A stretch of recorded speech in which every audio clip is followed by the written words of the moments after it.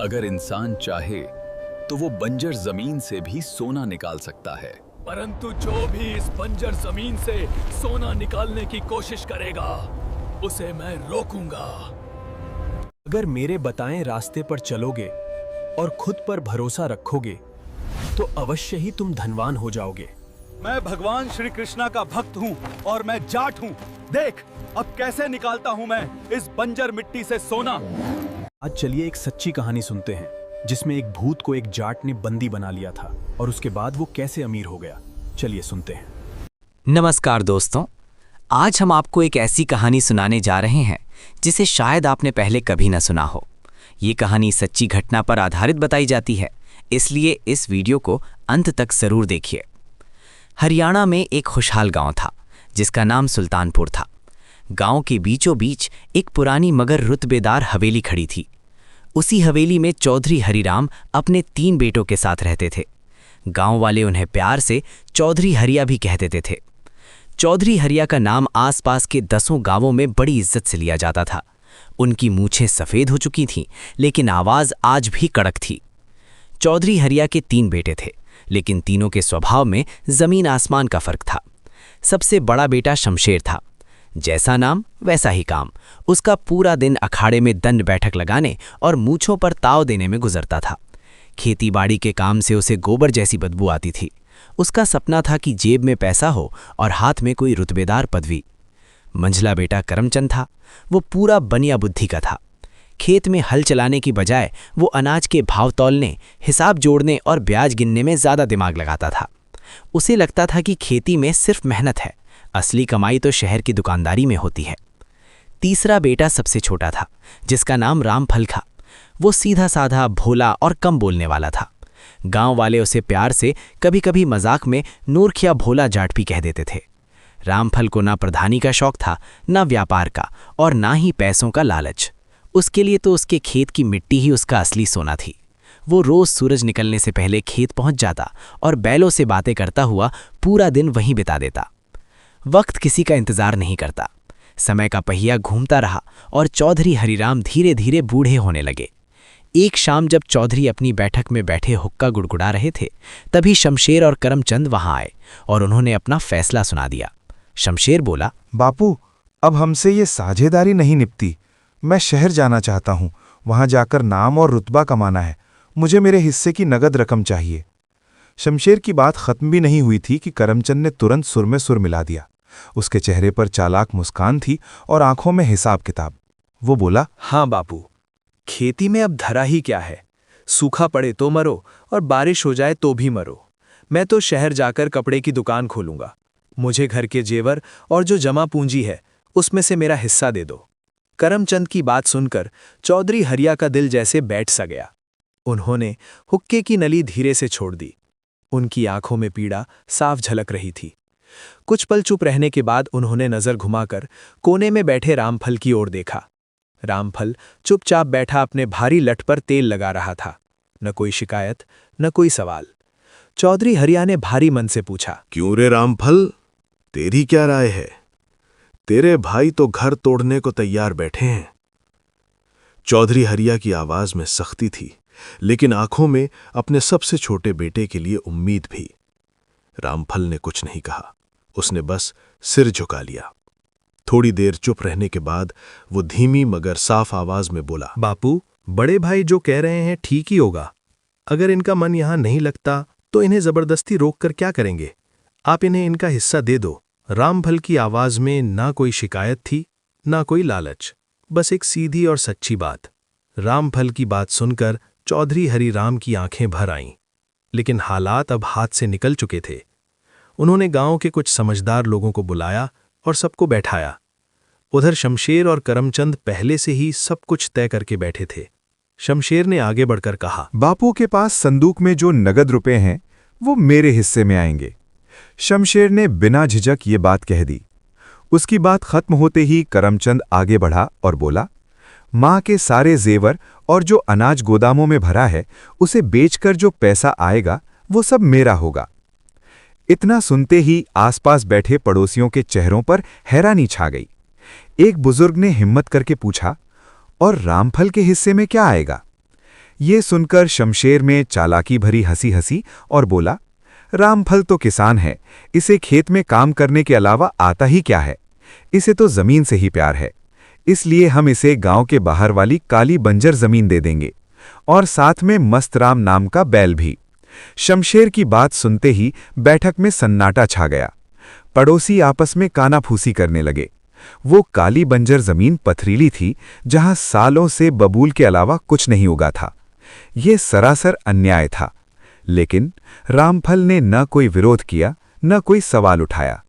वो बस शांत स्वर में बोला, मैं तो चाहता ही यही हूं कि मुझे वही जमीन मिले।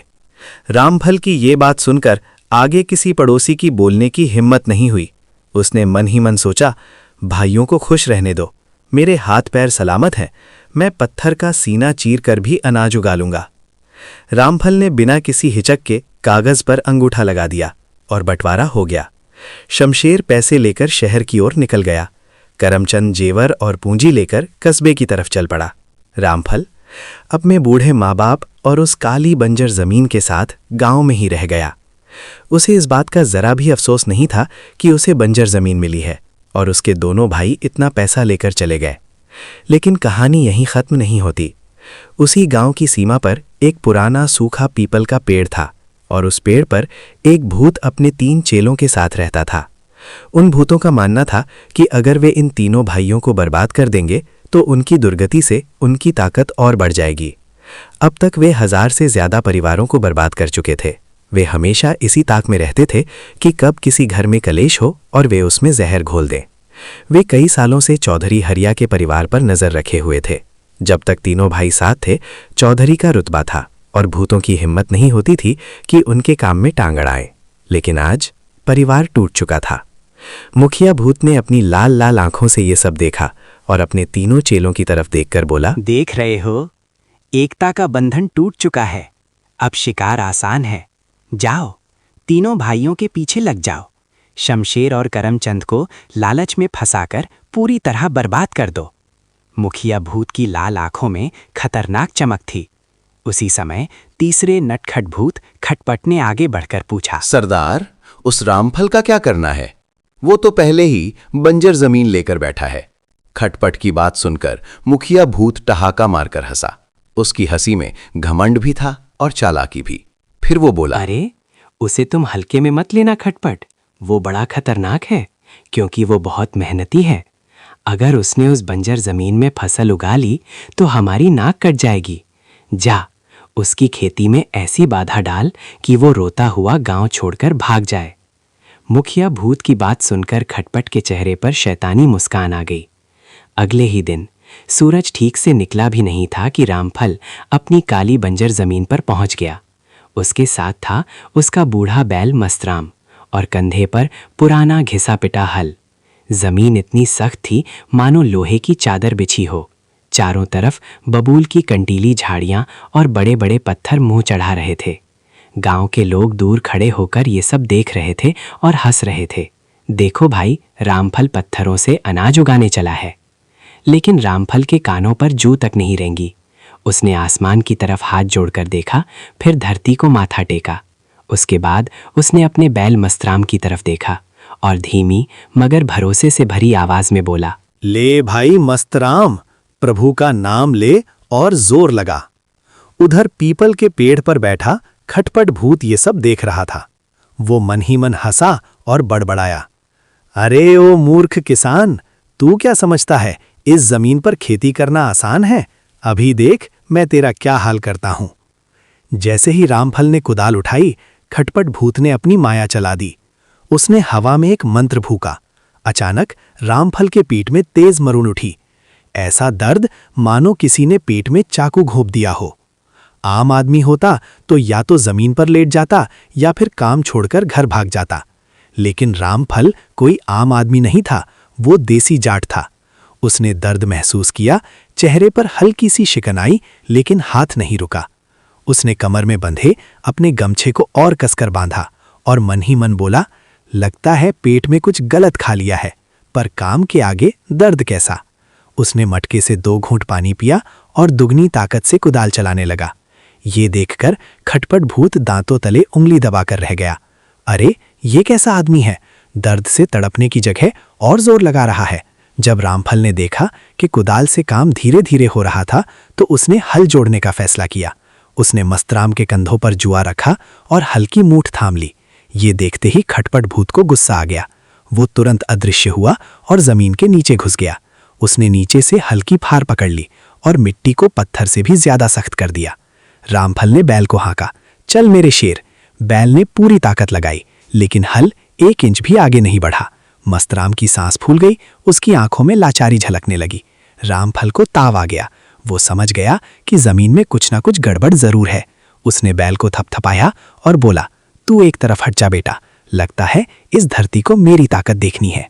रामफल ने बैल को हटा दिया और खुद हल्का जुआ अपने मजबूत कंधों पर रख लिया। उसकी भुजाओं की नसें तन गईं, सीना चौड़ा हुआ। उसने जोरदार हुंकार भरी, जय बजरंग बली, और ऐसा जोर लगाया कि जमीन के नीचे बैठा भूत तक हिल गया। रामफल की ताकत के आगे भूत की पकड़ ढीली पड़ गई। कड़कड़ की आवाज के साथ हल चला और सख्त जमीन का सीना चीरता हुआ आगे बढ़ गया। भूत की तो जान ही निकल गई। वो घबराकर बाहर निकला और हाँफने लगा।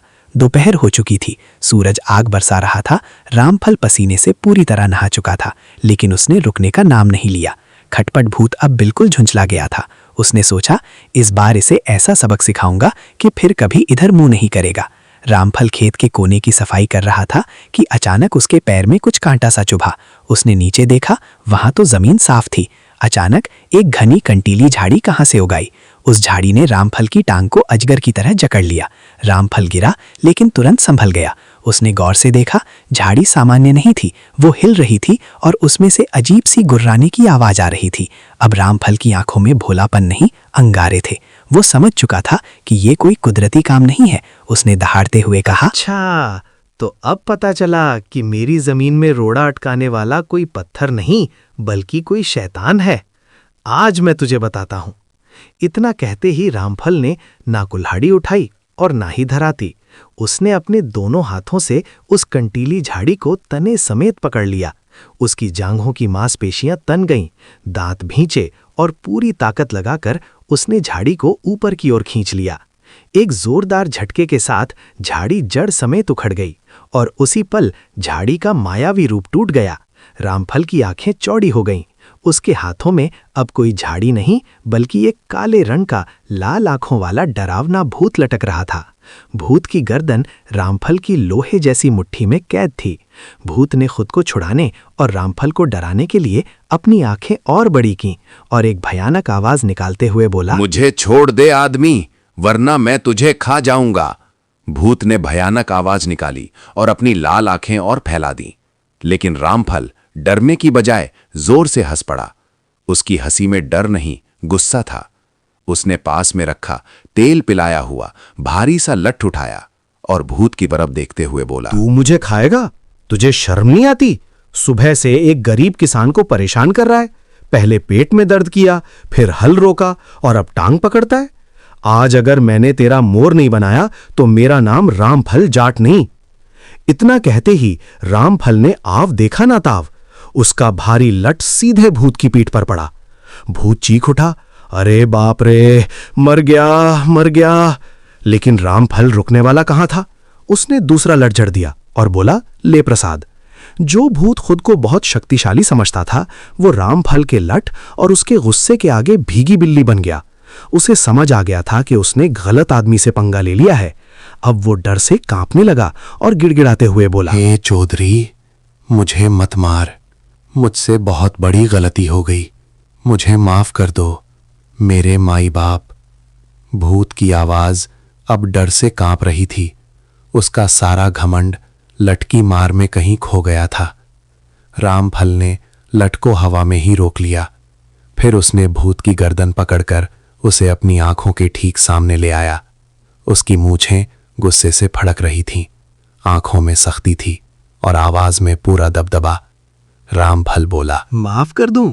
तूने मेरा पूरा दिन खराब कर दिया।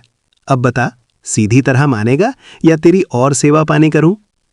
खेत के बीचों बीच दोपहर की चिलचिलाती धूप में एक साधारण किसान ने अदृश्य शक्तियों को अपनी बाजुओं की ताकत और हिम्मत के बल पर घुटनों पर ला दिया था। रामफल ने खटपट भूत को अपनी मूछों के सामने ऐसे पकड़ रखा था जैसे बिल्ली चूहे को पकड़ ले।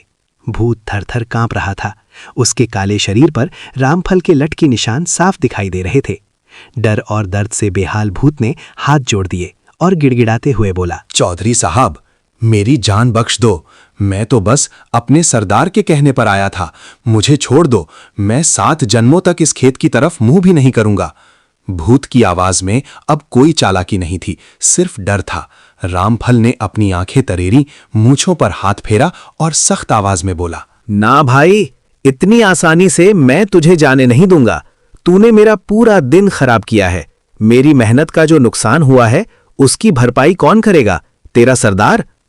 रामफल की आवाज में अब कोई गुस्सा नहीं, सीधा फैसला था। ये सुनकर भूत की आंखों में चमक आ गई। उसने रामफल को लानच देने की खूब कोशिश की और बोला, मैं तुझे बहुत सारा सोना दे सकता हूं, खजाना ला सकता हूं, बस मुझे छोड़ दे। भूत की आवाज में अब आखिरी उम्मीद थी। रामफल ये सुनकर हल्की सी हंसी हंसा। उसकी हंसी में लालच नहीं, तजुर्बा था। फिर वो भूत की तरफ देखते हुए बोला, बावले भूत, सोना खाने से मेरी भूख नहीं मिटेगी। भूख मिटाने के लिए मुझे अनाज पैदा करना पड़ेगा, और जाट की असली दौलत उसकी जमीन और उसकी फसल होती है। अगर तुझे जाना है तो मेरी एक शर्त माननी पड़ेगी।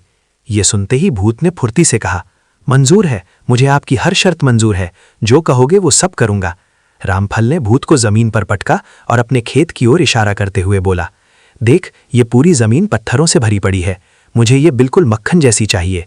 और सुन, हल चलाने में मेरे बैल को तकलीफ होती है, इसलिए आज से तू ही मेरा बैल बनेगा। जब तक इस खेत में फसल लहलहा नहीं जाती, तू मेरा गुलाम रहेगा। ये सुनते ही भूत के पसीने छूट गए। खेती का काम, और वो भी एक भूत के लिए। लेकिन पीछे खड़ा रामफल का लट उसके सिर पर नाच रहा था। मरता क्या न करता। खटपट भूत ने अपनी मायावी शक्ति काम में लगानी शुरू कर दी। उसने एक जोर की भूंक मारी और खेत के बड़े बड़े छोटे छोटे पत्थर हवा में उड़ते हुए दूर नाले में जा गिरे। फिर उसने कंटीली झाड़ियों को ऐसे उखाड़ फेंका जैसे कोई घास उखाड़ता हो। जो काम रामफल को महीनों में करना पड़ता, भूत ने वो सब एक ही घंटे में निपटा दिया। शाम होते होते वो काली बंजर जमीन एकदम समतल और साफ हो चुकी थी। अब बारी थी जुताई की। रामफल ने अपने बूढ़े बैल मस्तराम को पेड़ की छांव में बांधा और उसके आगे हरा चारा डाल दिया। फिर उसने हल्का जुआ भूत के कंधों पर रखा। भूत को शर्म तो बहुत आई, लेकिन पीछे खड़ी रामफल की लाठी देखकर वो चुपचाप हल खींचने लगा। भूत की ताकत बेहिसाब थी। वो इतनी तेजी से हल चला रहा था मानो खेत में ट्रैक्टर चल रहा हो।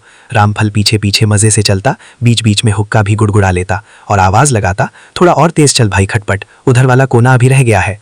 उस रात जब पूरा गांव सो रहा था, रामफल और खटपट भूत खेत में पानी लगा रहे थे। नहर सूखी पड़ी थी तो भूत ने पाताल तक हाथ डालकर भूमिगत जल का स्रोत खोल दिया। सुबह होते होते बंजर जमीन पानी से लबालब थी और जुताई भी पूरी हो चुकी थी।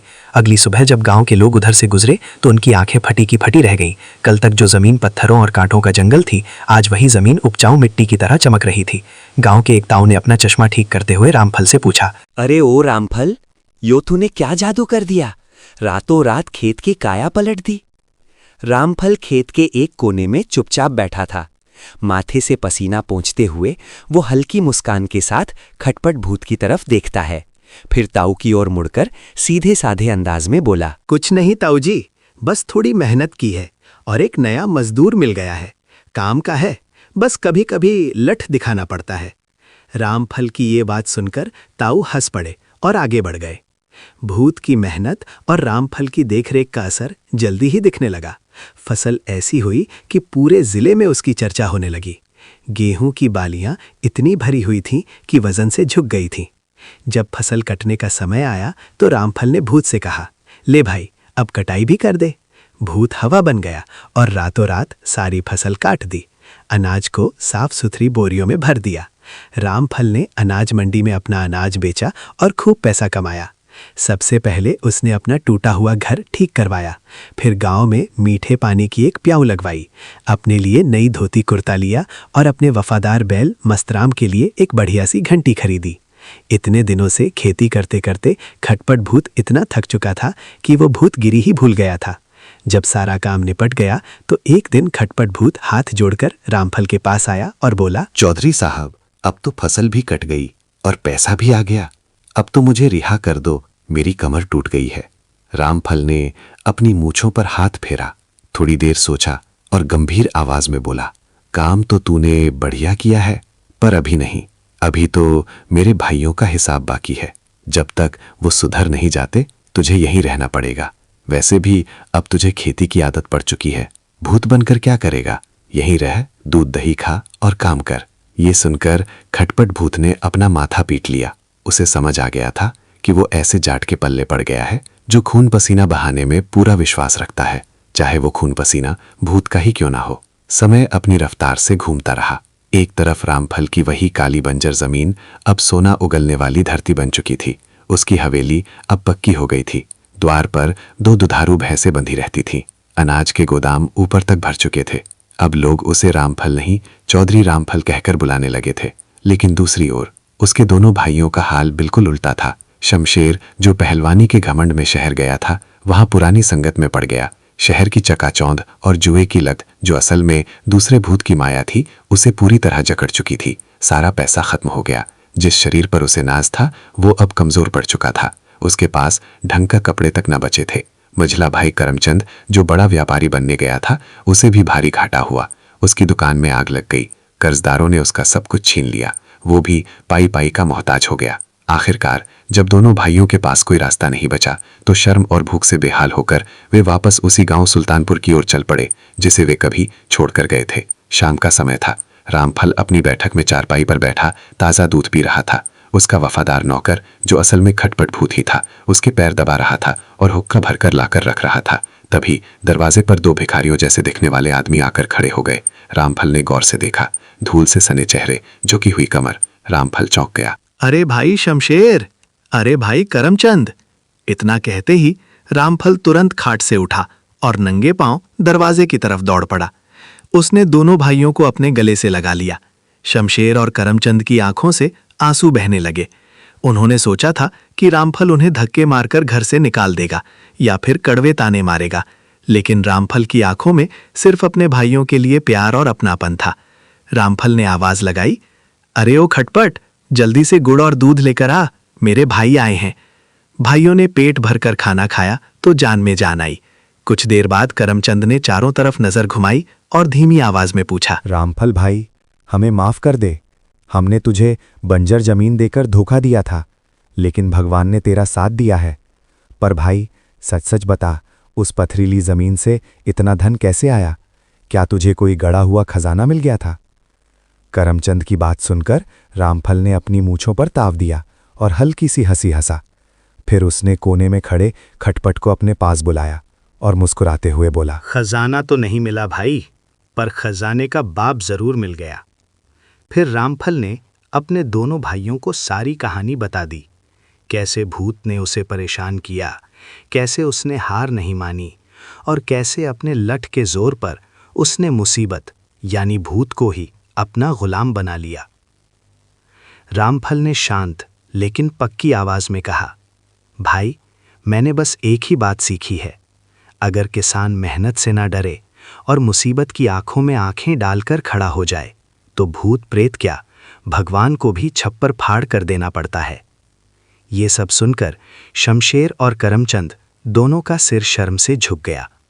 उसी वक्त खटपट भूत हाथ जोड़कर आगे आया और बोला, चौधरी साहब, अब तो आपके भाई भी आ गए हैं।